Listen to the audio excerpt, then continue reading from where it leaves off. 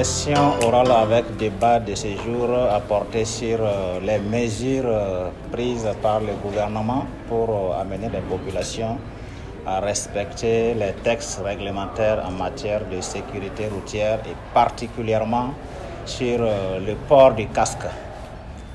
Alors, à ce titre, il faut dire que beaucoup d'efforts ont déjà été faits par le département en charge de la sécurité routière. Les efforts à travers la sensibilisation, nous avons fait ce choix de privilégier la sensibilisation parce que nous estimons que c'est la meilleure voie pour amener la population à adhérer.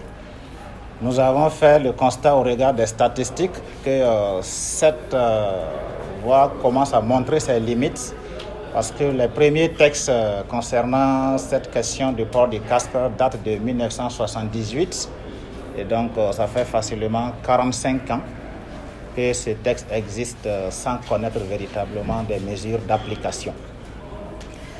Nous avons réveillé ces textes qui pourraient être méconnus par les populations. Nous sommes en train de les sensibiliser et pour les faire assimiler ces textes.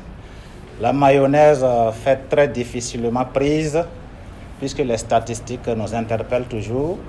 Près de 24 000 cas d'accidents en 2022 et plus de 17 000 au premier semestre de 2023 qui n'est pas encore achevé. Ce sont des chiffres très alarmants et qui interpellent encore à des actions plus fortes.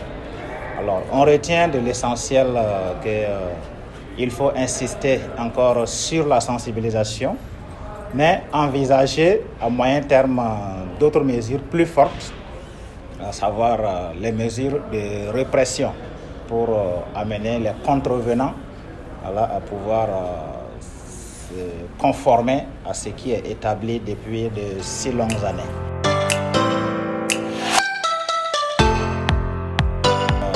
Dans ce contexte, pour la sensibilisation, nous avons déjà réussi à intégrer l'enseignement du code de la route dans les établissements primaires et post-primaires, ce qui constitue déjà une bonne moisson en termes de prise en charge de la question de sécurité routière dans nos établissements.